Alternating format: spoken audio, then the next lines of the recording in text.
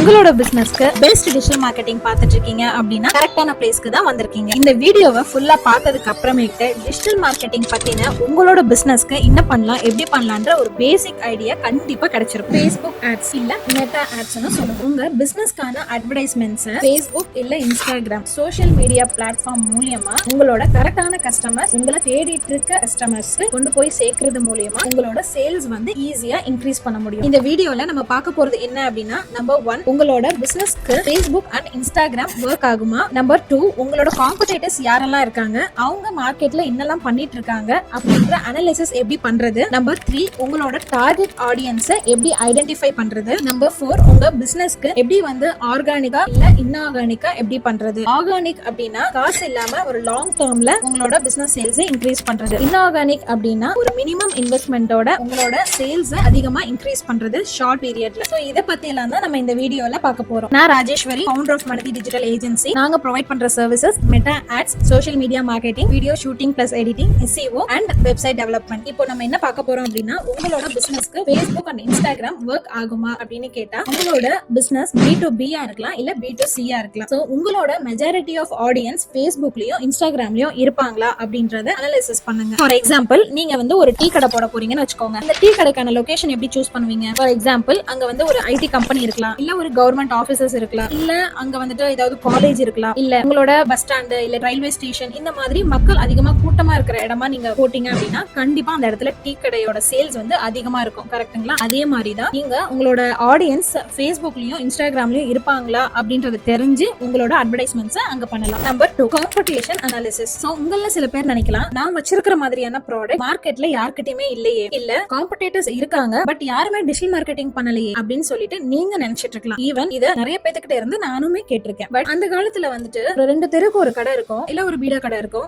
ஈஸியா சொல்லிடுவாங்க, நீ 3வது தெருவுல இருக்கிற முருகேசன் ஆச்சி கடைக்கு போன அப்படின்னா அங்க உனக்கு கிடைக்கும்பா. இதே முக்குல போயிட்டு நீ ரைட் எடுத்து திரும்பினா அங்க ஒரு பீடா கடை இருக்கும், அங்க போனீங்கன்னா உனக்கு கிடைக்கும்பா அப்படின்னு சொல்லிட்டு ஈஸியா சொல்லிடுவாங்க. இதுவே இந்த காலத்துல யோசிச்சு பாருங்க, தெருக்கு ஒரு 10 பிசினஸ் வந்துருச்சு. இன்னும் சொல்லணும்னா சில பேர் வீட்ல இருந்தே ஆன்லைன் பிசினஸ் நிறைய பேர் ஸ்டார்ட் பண்ணிட்டாங்க. இவ்வளவு காம்படிஷன் இருக்க இடத்துல உங்களோட காம்படிட்டர்ஸ் என்னெல்லாம் பண்றாங்க, எப்படி பண்றாங்க அப்படின்றத தெரிஞ்சுக்கிறது ரொம்ப முக்கியம். அதுக்கு நிறைய டூல் இருக்கு. அதுல ஒரு டூல் மட்டும் நான் உங்களுக்கு எக்ஸ்பிளைன் பண்றேன். மெட்டா ஆட்ஸ் லைப்ரரி அப்படின்னு சொல்லுவாங்க. சோ கூகுள் குரோம்ல போயிட்டு மெட்டா ஆட்ஸ் லைப்ரரின்னு சொல்லி டைப் பண்ணீங்கன்னா ஒரு ஃபர்ஸ்ட் லிங்க் வரும். அதை ஓபன் பண்ணுங்க. அதை ஓபன் பண்ணதுக்கு அப்புறம் இந்தியால தான் நீங்க செக் பண்றீங்க அப்படின்னா கண்ட்ரி வந்து இந்தியான்னு கொடுங்க. ஆல் ஆட்ஸ் அப்படின்னு சொல்லி கொடுங்க. கீவேர்ட்ல டெக்ஸ்டைல், ஃபார் எக்ஸாம்பிள் நீங்க டெக்ஸ்டைல் இண்டஸ்ட்ரி பாக்குறீங்க அப்படின்னா டெக்ஸ்டைல் இன்னும் ஒருவேளை நீங்க திருப்பூர் பார்க்கலாம், கோயம்புத்தூர் பார்க்கலாம், இல்ல சென்னை பார்க்கலாம். இந்த மாதிரி நீங்க கொடுத்தீங்க அப்படின்னா யாரெல்லாம் வந்துட்டு உங்களோட காம்படிட்டர்ஸ் ஆட் ரன் பண்ணிட்டு இருக்காங்க அப்படின்றது உங்களுக்கு தெரியும். சோ அப்போ நீங்க அங்க செக் பண்ணலாம், போஸ்டா ரன் பண்ணிட்டு இருக்காங்களா இல்ல வீடியோவா பண்ணிட்டு இருக்காங்களா அப்படின்றது. சோ ஒருவேளை வீடியோவா பண்ணிட்டு இருக்காங்க அப்படின்னா எப்படி எல்லாம் பண்ணிருக்காங்க, டெக்ஸ்டா பண்ணிருக்காங்களா, டிரான்ஸ்லேஷன்ஸ் வீடியோஸ் அப்டேட் பண்ணிருக்காங்களா, இந்த மாதிரி விஷயங்கள் தெரியும் போது நீங்க உங்களோட ப்ராடக்ட்டை தனித்துவமாவும் உங்களோட கஸ்டமரை ரீச் அவுட் பண்ற மாதிரி இன்னும் புதுசா கொடுக்கலாம் அப்படின்றத உங்களால யோசிக்க முடியும். Number 3, target audience identification. அப்படின்னா என்னன்னா, நம்மளோட ஆடியன்ஸ் நம்ம புரிஞ்சுக்க வேண்டியது ரொம்ப முக்கியம். நம்மளோட கஸ்டமர் வந்து அவங்களோட பிஹேவியர் எப்படி இருக்கும், அவங்க எந்த ஏஜ்ல இருந்து எந்த ஏஜ் வரைக்கும் இருப்பாங்க, நம்மளோட ப்ராடக்ட் பிரீமியமான குவாலிட்டியில இருக்கு, பிரீமியமான பிரைஸ்ல இருக்கு அப்படின்னா மக்களும் பிரீமியமான மக்கள் தான் வாங்குவாங்க. இதுவே என்கிட்ட ஒரு நாமினலான பிரைசஸ் இருக்கிற ப்ராடக்ட்டா இருக்கு அப்படின்னா உங்களோட கஸ்டமர் யாரா இருப்பாங்கன்னா ஒரு மிட் லெவல்ல இருக்கிற கஸ்டமர்ஸா இருப்பாங்க. சோ இந்த மாதிரி நம்ம செக்மெண்ட் வைஸ் அதே மாதிரி ஐடென்டிஃபிகேஷன் பண்ணணும். ஏஜா இருக்கலாம், ஜெண்டரா இருக்கலாம், இல்ல அவங்களோட இன்ட்ரெஸ்ட் அண்ட் பிஹேவியரா இருக்கலாம். ஃபார் எக்ஸாம்பிள், இப்போ ரியல் எஸ்டேட் தான் நீங்க பண்ணிட்டு இருக்கீங்க அப்படின்னா உங்களோட கஸ்டமர் எங்கெல்லாம் இருப்பாங்கன்னு பாத்தீங்கன்னா அவங்க லேண்ட் பார்த்துட்டு இருக்கலாம், இல்ல லேண்ட்ல இன்ட்ரெஸ்ட் இருக்கலாம், இல்ல வந்துட்டு அசெட் வாங்கணும் அப்படின்னு சொல்லிட்டு சோஷியல் மீடியா பிளாட்ஃபார்ம்ல அவங்க தேடிட்டு இருக்கலாம். இந்த மாதிரி லைக்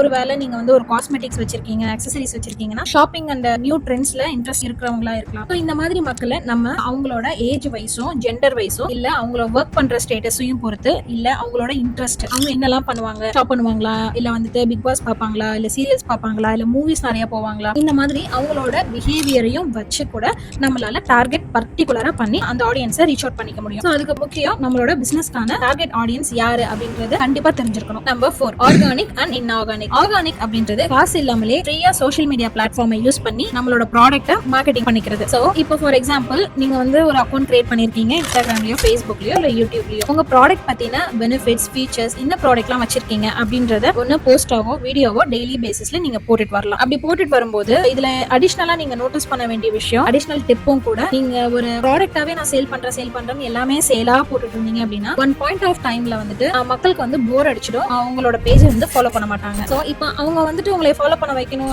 உங்களோட வீடியோஸ் நிறைய பார்க்கணும் அப்படின்னா நீங்க என்ன பண்ணணும், பண்ணணும்னா அப்பப்போ வந்துட்டு வேல்யூ ஆடடா பண்ணணும். ஃபார் எக்ஸாம்பிள் நான் வந்து ஒரு காஸ்மெட்டிக்ஸ் வச்சிருக்கேன் அப்படின்னா என் ப்ராடக்ட்டை பத்தி மட்டும் சொல்லாம ஹோம் ரெமெடி பண்றது மூலியமா உங்களோட ஃபேஸ் வந்து நல்லா க்ளோயிங்கா வச்சுக்கலாம், இல்ல வந்துட்டு இந்த மாதிரி இந்த ஐட்டம்ஸ் எல்லாம் யூஸ் பண்றதுனால உங்களோட ஹேர் வந்து growth நல்லா இருக்கும் அப்படிங்கிற மாதிரியான அப்பப்போ டிப்ஸ் அண்ட் ட்ரிக்ஸ் நீங்க வந்து சொல்றீங்க அப்படின்னா அது வந்து உங்களோட கஸ்டமருக்கு வந்து ரொம்ப யூஸ்ஃபுல்லா இருக்கும். சோ உங்க பேஜ்ல இருந்து அவங்க வெளியே போக மாட்டாங்க. சோ இதுவே வந்துட்டு ஃபார் எக்ஸாம்பிள் ஒரு ரியல் எஸ்டேட் பண்றீங்க, ரியல் எஸ்டேட்டுக்கு வீடு லேண்டை தவிர நான் என்னப்பா போடுறது அப்படின்னு நீங்க கேட்டீங்கன்னா, இப்போ ஒரு வீடு கட்டுறதுக்கான ஒரு லேண்ட் வந்து எப்படி இருக்கணும், அந்த லேண்டோட மண்ணு தரம் எப்படி இருக்கணும், ஒரு பில்டிங்கோட குவாலிட்டி, கம்பி, செங்கல்லாம் எப்படி யூஸ் பண்ணணும், எப்படி சூஸ் பண்ணணும், அண்ட் வந்துட்டு இந்த வீடோ இல்ல லேண்டோ இந்த லொகேஷன்ல சூஸ் பண்றதுனால பக்கத்துல என்ன மாதிரியான ஃபெசிலிட்டிஸ்லாம் அவங்க வந்து இருக்கான்றதை செக் பண்ணணும். இப்படிங்கிற மாதிரியான பெனிஃபிட்ஸ் அண்ட் டிப்ஸ் இது மாதிரிலாம் நீங்க ஷேர் பண்ணும்போது அடிஷனலா உங்களோட ப்ராடக்ட் பத்தின சேலும் அங்க பண்ணலாம். அப்படி பண்ணும்போது உங்களோட கஸ்டமர்ஸ் உங்ககிட்டயே இருப்பாங்க, உங்க பேஜ்லயே இருப்பாங்க, வெளியே ஃபாஸ்டா போக மாட்டாங்க. சோ இது வந்து ஒரு பெஸ்ட் ஆப்பர்ச்சுனிட்டி நீங்க ஆர்கானிக்கா பண்றது. இல்ல எனக்கு அந்த அளவுக்குலாம் டைம் இல்ல, எனர்ஜி இல்ல அப்படின்னு சொல்லி நீங்க ஃபீல் பண்ணீங்க அப்படின்னா பெஸ்ட் நீங்க போறது